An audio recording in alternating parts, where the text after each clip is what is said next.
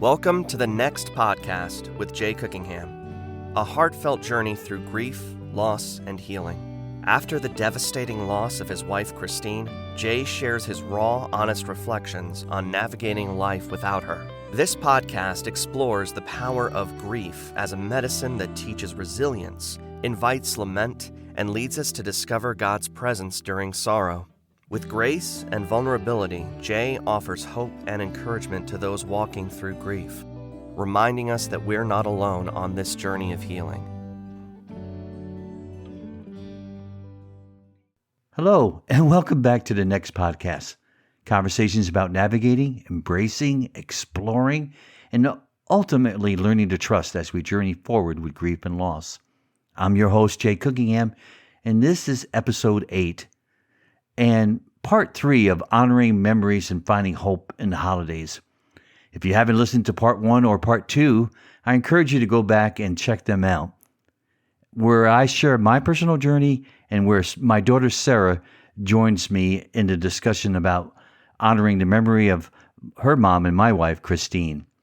In today's episode, we continue the conversation about navigating grief and finding hope in the holidays. Let's dive in. So let's try to get back to where we started this podcast about, honoring memories and finding hope in the holidays. And we both talked about, especially this year, we really wanted to find a way to celebrate Christmas differently. We still haven't figured that out, but we have a couple of things that we have in play. But when did you recognize within yourself that you wanted to change this, and how did that look for you? I think it's been very recent. Like I mentioned, that first year, I just felt that overwhelming need that we have to do something. I have to rally the troops. I have to organize something, because otherwise we're all lost. We're doomed. We can't spend every day doing what we were doing. And that's how I felt at the time. And then the following holidays, I really didn't want to celebrate at all. And I really wanted to go away and not do them. And that I didn't do that. I stayed here and we kind of muddled through. But this year I've been feeling, I think I've engaged a lot more with my grief on an everyday level. And really it was remembering how much joy Mom brought into this season, and kind of the thought of, I don't want to spend the rest of my life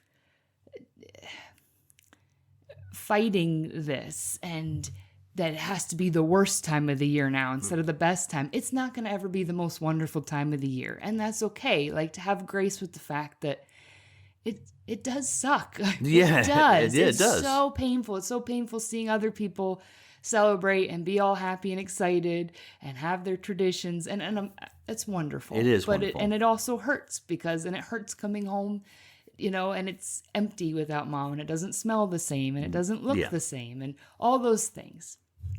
And yet I've found this year that I've wanted to engage with life more. I've wanted to live again. Kind of what, Jimmy Stewart says, and It's a Wonderful Life. Yeah. Please, God, I want to live again. Yeah. And I realized Mom was the most full of life person I've ever met. She was all in, absolutely, all the time.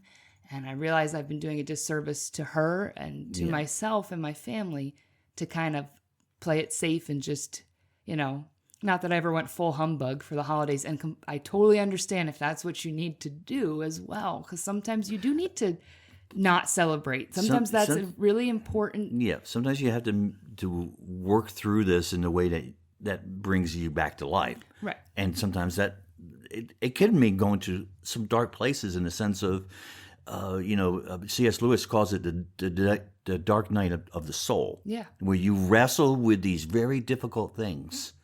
And it's necessary to moving forward. Right. And so those pauses where we're not doing Christmas this year, or I'm not celebrating my birthday because I can't. Like, I don't think that those are, everyone freaks out about that too, but that's not a bad thing. Sometimes that's the healthiest thing. You don't have to judge yourself for that. Right. It's not a judgment. It's okay, this is necessary for my survival right now. Mm-hmm.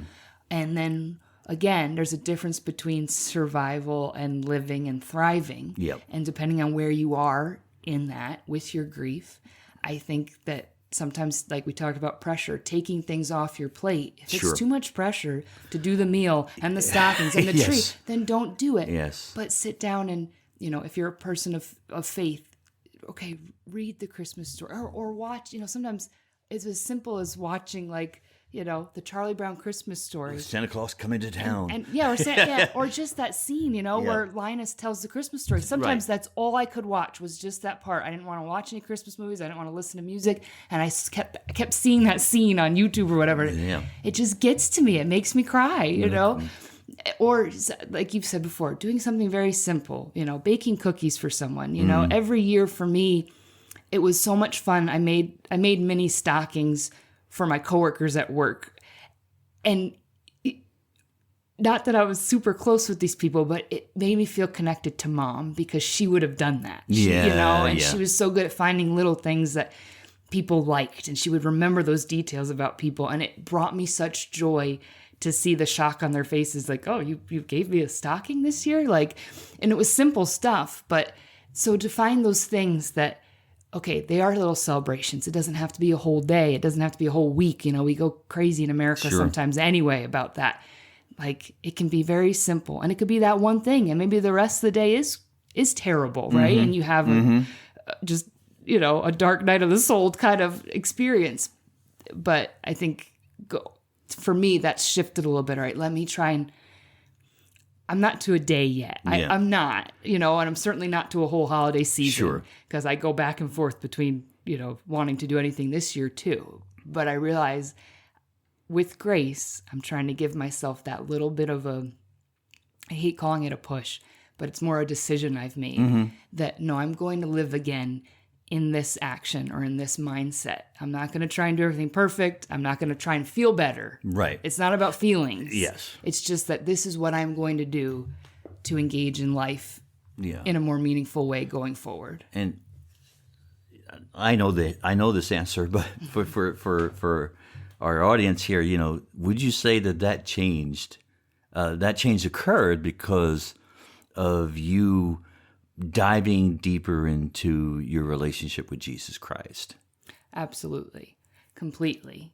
I think when I finally chose to let him in to those deeper, darker places, especially in regards to grief, that absolutely changed. And when I chose to believe him that I'm loved and that he loves me and is still with me, regardless of this awful event, when I chose to firmly stand on that and believe that changed everything. And every time I kind of feel that lull of, everything's pointless without Mom, or this is just never going to get any easier or better, or, just the despair that can enter in with grief. Yeah. Because those are two different things for sure. That now is what I have to fall back on is, no, wait a second. I am loved by the creator of the universe. Amen. Yeah. And with him, because he is life itself, I can live again. Yeah. Yeah. And that's such a great point. I mean, I've shared this before on this podcast, that the knowledge that God is good is independent from my own suffering. I mean, it's dependent on knowing that he's good, but he's still good regardless of what I'm walking through. He's just good. And seizing upon that goodness and diving deeper into what goodness means, but allowing God to define what goodness is, not relying on my definition yet. My definition is that Mom is here. She's, Christmas is great, and everyone is, got $1 million in their bank account. That's my definition of good. Mm-hmm. But God defines it with love. He defines his goodness with love. Mm-hmm. And if it wasn't for his goodness, if it wasn't for his love, I don't think either you or I would be having this kind of a discussion right now. Yeah, it might be a totally different kind of podcast, So I'm wondering, with that thought or with any other thought you might have, what would you say to other young women I know this is a podcast that's for widowers, but you know, a lot of women listen to this podcast, which I'm very grateful for. But you know, what would you say to another young woman who maybe has lost a loved one, maybe her mom, maybe her dad, or some other key figure in their life? You know, what would you want to say to them?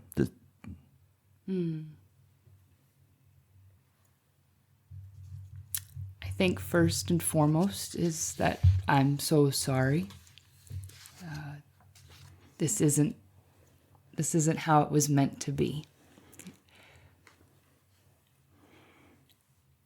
And it's terrible. It is terrible to lose someone that you love and who loves you.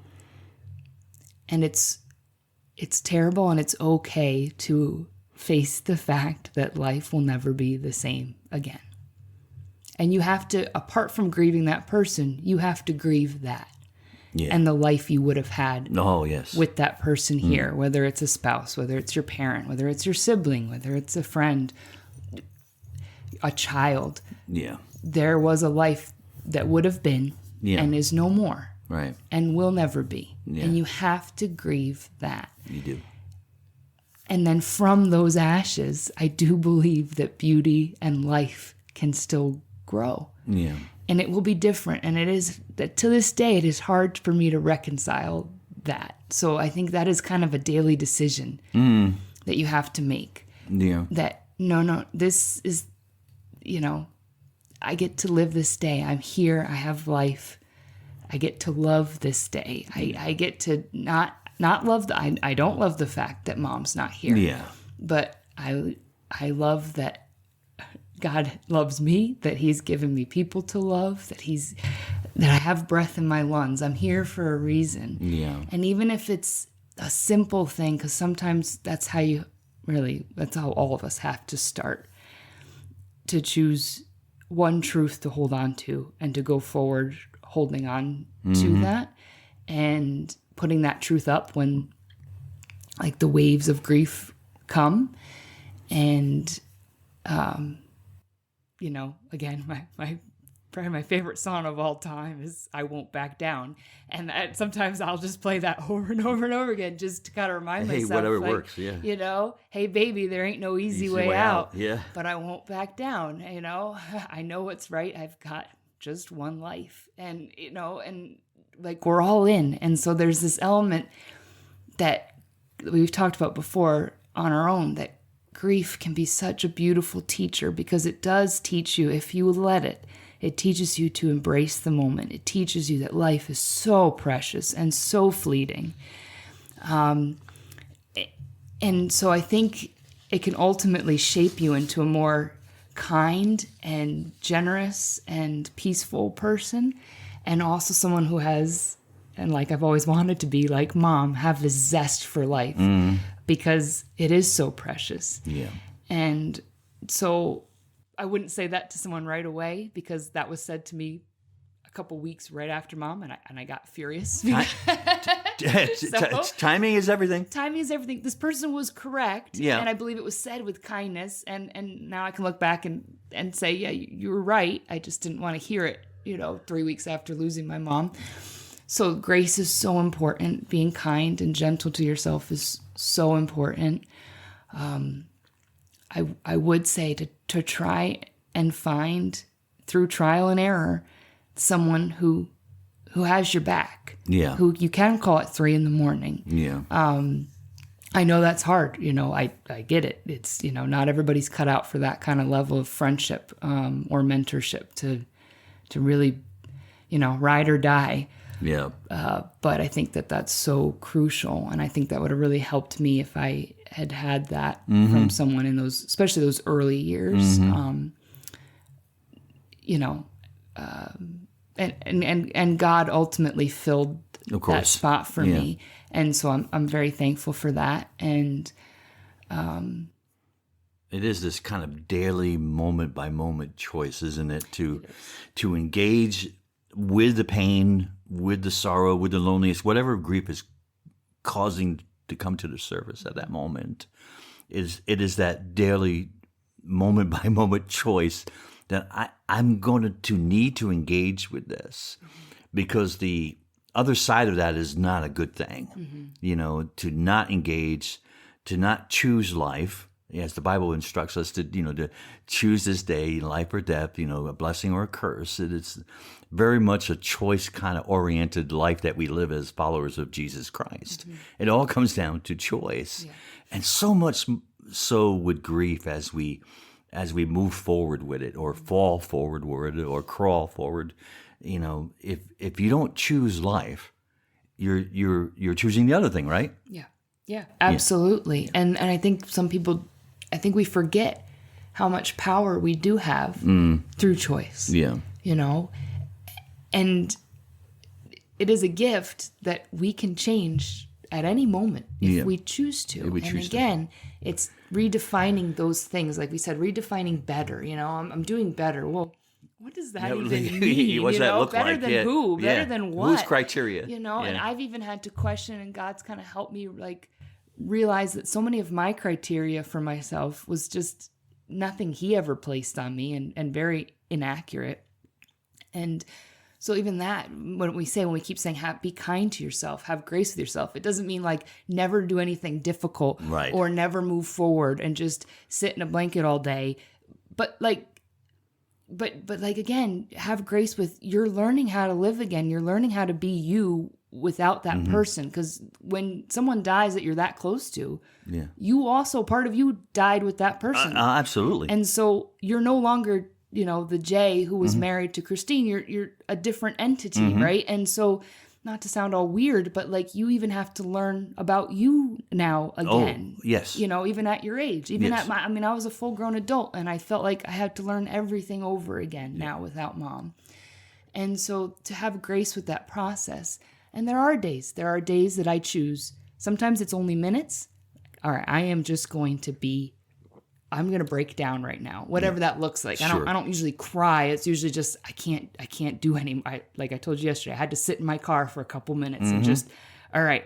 But then I set a limit to that. And then now I have to go to the store. I have to go home and blow leaves. There's things I have to do as a responsible adult. It's the same thing with our emotions. Okay, I'm going to feel this, whatever this is right now. And then I'm going to choose to go bake cookies for my neighbor for Christmas, because it is a beautiful time of the year, and it's worth celebrating. Right. It is. Absolutely. And that's all I'm doing, and that's it. And we're not doing Christmas stuff the rest of the week. Okay, that's fine. If that's, there's a pace that you can set for yourself. Yeah, that's a good word. Is really kind. Yeah, a pace and a rhythm. Yeah, a rhythm, exactly. Yeah. I love that word, and it's going to look different than, in the past of however it used to look. And that's okay. That's not an indictment on what we did in the past that we feel like we can't do any longer. Right. Just because a certain tradition ends, because it's not the same and it can't be the same, so to recreate that kind of tradition doesn't work anymore. Yeah. That's not an indictment on anything. It's just a reality of whatever family tradition that no longer works for your family, because someone that you love very dearly, who made that thing so wonderful and special, is no longer there. So it's okay if you can't replicate that. Right. Yeah. And I think going back to the family dynamic of somebody, maybe a daughter in the family, but it could be a son too, feeling okay, now or even the dad, if Sure. especially if the kids are young, okay, I got to make this really special. I have to, my wife used to do this, or my mom used to do this. Now I have to make the cake. Now I have to, whatever, decorate the house, whatever these things that we put on ourselves. Yeah.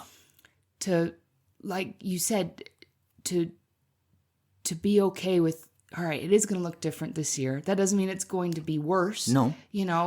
We're going to have to change and grow and adapt to this, and maybe we stop doing something we've always done and we do something new and different. And, and again, it's that concept of keeping your hands open, right? You don't grip on to anything, right?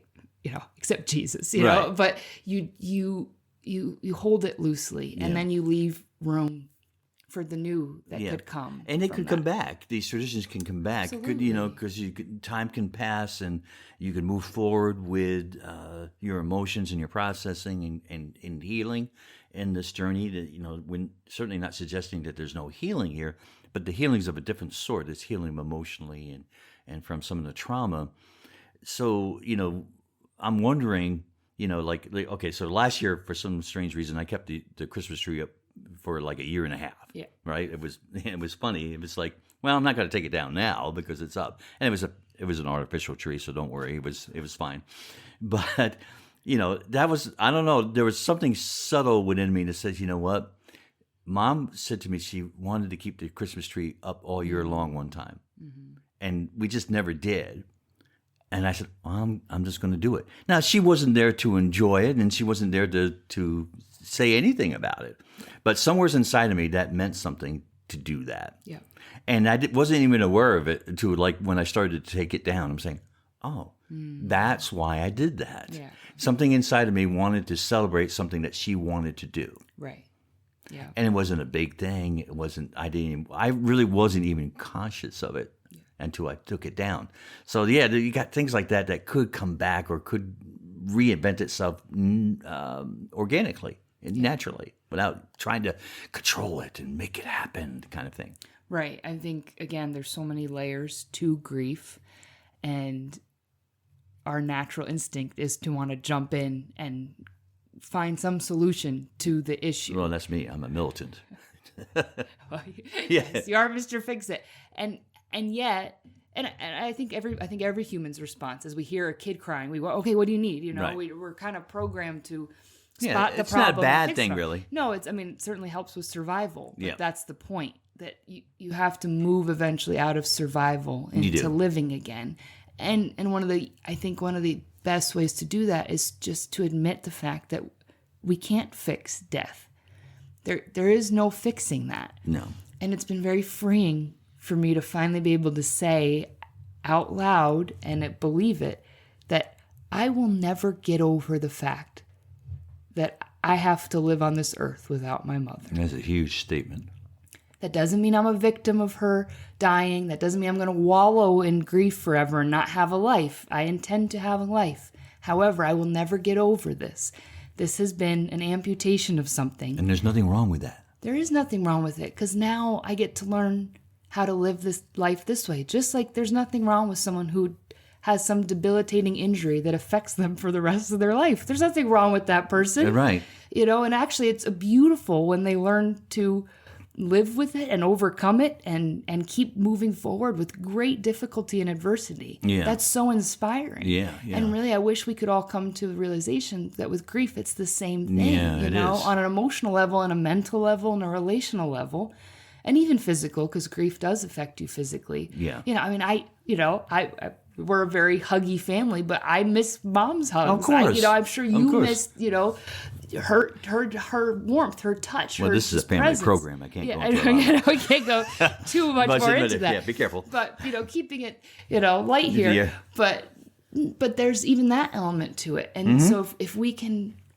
honesty is freedom, to be able to say that, and in the same sentence, I'm still here. Yeah. You're still here, Yeah. right? And God is still good. So we can hold both of those things at the same time. Yeah. And should. And again, yes, I kind of, moving ahead with some traditions, we used to, at birthdays, we used to all be here because we were a big family. Yeah, we right. all had dinner and dessert together, and we'd all say one thing that we liked about the birthday person, right? And you always went last, and that was a tradition. We did Right. that for many, many, many, Yeah. many years. Well, we don't do that anymore. No. And part of it's because people have moved away and we don't eat dinner together anymore. And the other part is after Mom died, we definitely stopped doing a lot of things because we were in shock.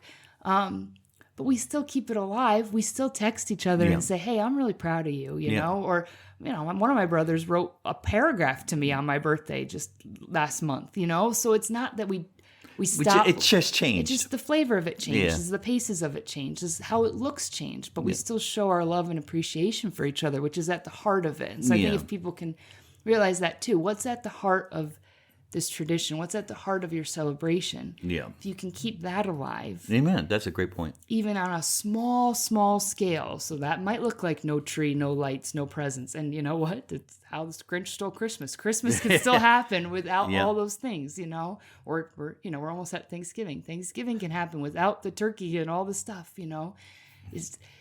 I think last year what we got Chinese food, you know? Yes. It doesn't that's not the important thing.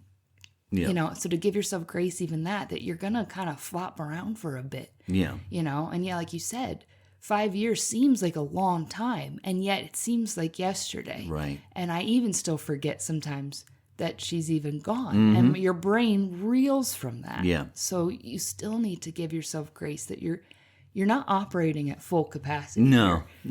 Yeah, that's a huge point. As we're getting close to the end of this might be a two-parter. Just throw that in there. This has been great.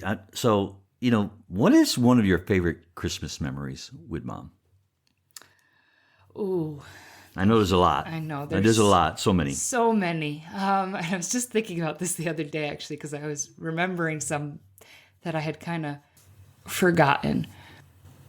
Oh, my goodness. There's so many. Yeah. This one's going to sound a little funny, but it's one of my earliest Christmas memories. There was just the three of us kids. Maybe kid number 4 was a baby. So I was very young, maybe like 3 or 4. And we were decorating the tree, and Mom had gotten the snacks out, and I can still taste like the onion dip and the pretzels. It was probably the first time I'd ever had it. Probably. And she got these square mint chocolate cookies, and I remember just flavor explosion. So it was probably the first time I had experienced that. And we were decorating the Christmas tree, and I broke one of your guys' ornaments. Oh, our first ones, yeah. Yeah, the shell they were ones made out of glass back then. Yes, and I dropped, not on purpose, but a clumsy little 3-year-old or 4-year-old dropped it, and devastated. I think we have a home video of me. I just burst into tears. Yep. And Mom's reaction was just so compassionate. And, neither one of you were upset by it, but I just remember her taking me aside and comforting me. And then, you see in our home video, we come back on, and I go back to decorating the tree like nothing happened. But I think that just shows it was such a simple thing. It was pretzels and onion dip and cookies, and we have the Christmas music playing in the background. And also such compassion and forgiveness. And I just think everything that she embodied all in one kind of memory for me. That's beautiful. That one stands out. That's beautiful. Yeah. When we're talking about traditions here, Mom's big tradition was the Christmas stocking, something that her family did. When she was a little girl, they would put a dirty sock by their bed, and they would wake up to a stocking full of goodies and treats and things. And that was to represent the fact that, we give our sins to Jesus, and he gives us something back beautiful, forgiveness and a new life.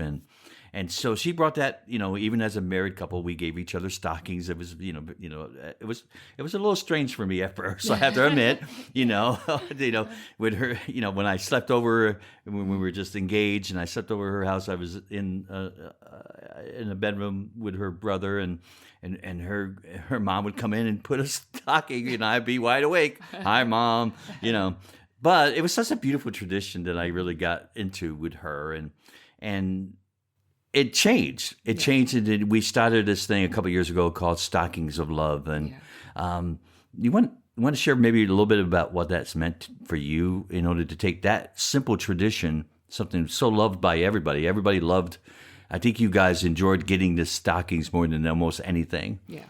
But now we're taking that, and we are doing it as a ministry to give filled stockings with a local children's home, an orphanage. And how's that been for you doing that switch? I think I loved the idea. I remember you telling me about it as a way to not only serve the community, but honor Mom and honor something that she just enjoyed doing so much. It brought her great joy to put together those stockings. And in the years we've done it, it has been a very joyful experience. Everybody who's been involved has really had fun. I think one of the biggest things for me has been because not everybody does stockings. And so when you get a group of people together to pack stockings, there was some explaining to do, and, Right. and kind of like the blank stares of what do I what do I do with put this? in here, and we had Yeah. everything laid out. And so I realized, like people haven't done this. And so even that beautiful thing of like, well, just imagine what you would like to, if you're obviously most of us are adults, but Right. if you If were a 15-year-old at one point, or a 10-year-old, or a Sure. 6-year-old, and what would you like to open up? And the experience of pulling out these tiny little gifts, or chocolate, or even a toothbrush, it was the anticipation of not knowing What you were what was get. gonna Yeah. what's in the bottom of this, and, Right. and you keep pulling it, and Mom would stuff these Oh, things. she could stuff it like nobody's business. Exactly. And so doing that, and then recreating that, and then having other people experience it for the first time, there was this like giddiness that, and then you saw the people that were hesitating at the beginning, and then they went back and they did like 12 stockings Right, that night, right. and we had to like pull them away, like, okay, you're done. You're Right. done. Yeah, it's like, but that was, to me, that was so infectious joy. And I think, again, that perfectly describes Mom, and it definitely helped with engaging in the holiday season a little bit more, even if I didn't want to celebrate on a personal level. Yeah. I've definitely wanted to do that, and just to know that somebody's getting that somewhere, Yep.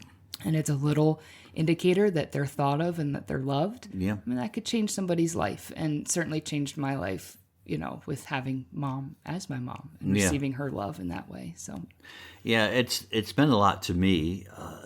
Difficult yeah. to organize and to, I often say this on this podcast too. I don't want to treat my wife's death as a ministry opportunity. Yeah.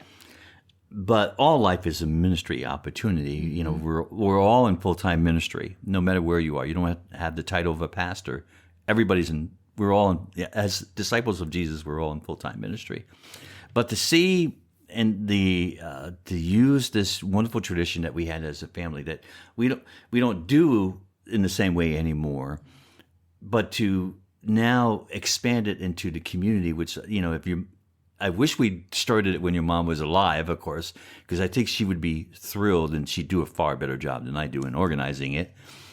But just the fact that the first year we did 66 stockings, and then the next year we doubled that. Yeah. And this year we have an opportunity to do 71 of them. That's all that's in the home at the moment. And to think that now this will be our third year of taking this tradition and bringing it to life in a way that could mean something to us as individuals, but so much to the community. Yeah, it's very exciting, and it does, again, kind of touch on what I mentioned before about there's a reason that we're still here, and there's many. Yeah. But it is a beautiful thing that even in our grief we can find something, not, again, like you said, using Mom's death as a launching pad for ministries and books and all that kind of Right. stuff, but through Mom's death and through the weight of the grief we're still carrying, Yeah. we can engage with life and with love and with giving and generosity. Yeah, and that helps process our grief as well. Absolutely. Because it gives us an opportunity to examine why we want to do something like this. And I know it was mainly my idea, but you jumped in, with both feet, and and then the other siblings came in and did various things of supporting, even from other states away, and so it's meaningful to me that her children, my children, would be excited about something that honors her. That's kind of a no-brainer, it seems like, I know, but you guys are somewhat used to Dad having wild ideas and going off, thinking out of the box and all that kind of stuff. You're kind of used to it, but this kind of was out of the box. It was taking something that was pretty sacred and personal for our family, and I took the risk of you guys saying, well, wait a minute, this is just ours, Dad, but that didn't occur for you, did it? No, again, it's not. I love talking about Mom in the sense of all her qualities, and I love that people loved her, and I love talking about how generous she was and how spontaneous she was and how, again, full of life she was. That always brings me joy. So again, I don't think it felt like we were already sharing her with the world, I guess. And yes, so that's true. That feels That's true. like an extension of that. There's other aspects of our lives, and certainly of her death, that, yeah, like what you touched on, that sometimes it does feel like it's just a family thing. But that's more of the things we went through and the things that she went through. It's not so much doing something in her honor. I think that that's a beautiful thing to share. Good. I think, as dads, we need to consider our children's feelings in changing some of these traditions. Especially, Mom used to say I was the dramatic one, and for a reason. So, and my militant mind of attacking everything in order to make everything better. This was my at first I didn't consider your guys' feelings in this. So it's important for, I think, dads just to say this, when to consider your children's feelings before you make any major change in your traditions. Communicate. Yeah, communication, I think, is huge. And again, and then grace comes in, because you're not necessarily thinking clearly, and you're just, like you said, you were attacking the whole issue of, and sometimes that's what needed to happen, and other times, sure, there was maybe going full steam ahead where some of us needed more time. Yeah, more time or a slower pace. And again, there's grace for that. Yeah. So, but yeah, again, communicating, which is... This was 2 years into... I mean, I had this idea, almost as soon as Mom passed away, but it took me 2 years to kind of present it, and to, even for myself, just think, oh, wait a minute, this is crazy even for you, Jay.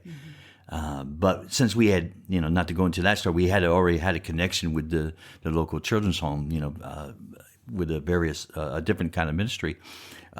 It seemed like a natural connection to me. But it took me 2 years to kind of say, okay, I'm kind of ready to do this. What do you guys think?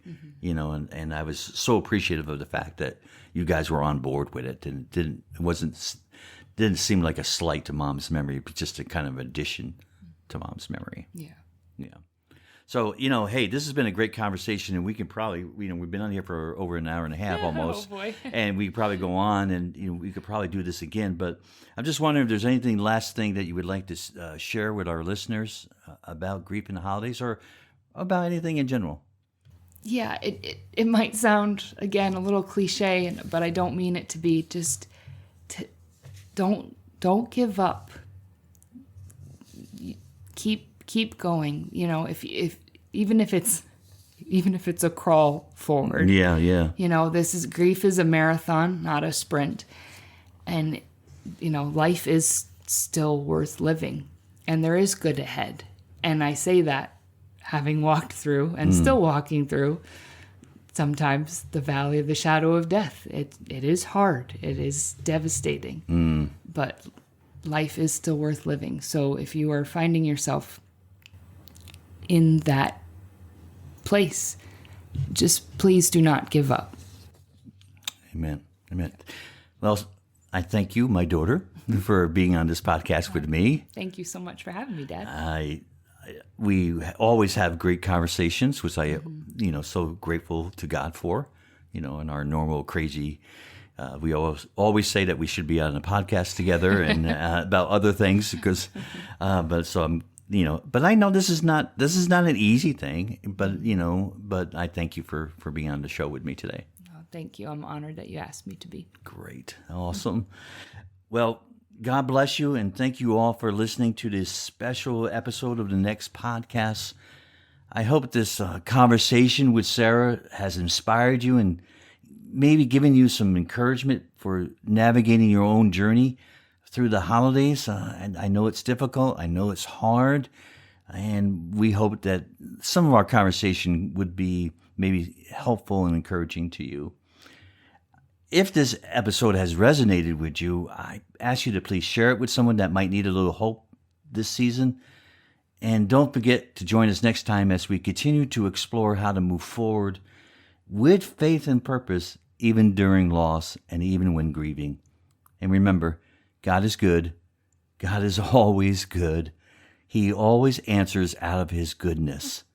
Learning to trust His definition of good is crucial to moving forward on this journey. Bye for now.